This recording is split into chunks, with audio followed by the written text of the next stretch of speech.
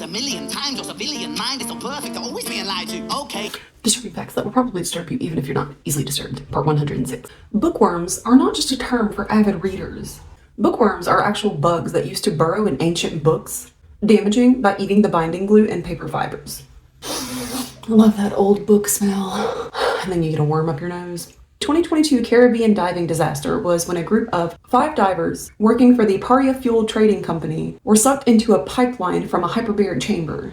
One diver managed to crawl to safety, but the other 4 were left to die with no attempt being made to rescue them. In 2009, 2 satellites crashed into each other. 3 years later, a piece of debris from that collision passed the ISS at a distance of 390 feet. All crew members had to take refuge inside of 2 docked spacecrafts. Charles Hamilton was a stunt pilot who was known for flying airplanes drunk and actually crashed over 60 times.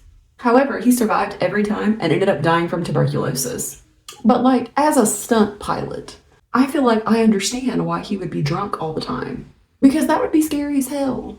Terminal lucidity is an unexpected brief period of clarity and or energy in individuals who have been very ill or are in a state of decline. It's a phenomenon that has been observed in people with various terminal conditions. And you always hear about, people having been sick for a long time, and then all of a sudden it's like they've got a new lease on life, they're up, they're singing in the rain, whatever, and then all of a sudden, boom, they die. Terminal lucidity. Body integrity identity disorder is a rare psychological condition where individuals feel an overwhelming need or desire to amputate a perfectly healthy limb, believing that it does not belong to them.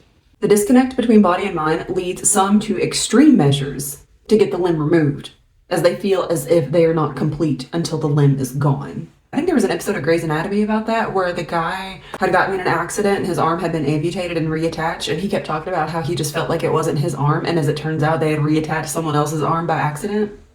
This is not the case with body integrity identity disorder. These people feel like they were just meant to be a paraplegic. Oh my god. What is this? This is not mine. This doesn't belong to me.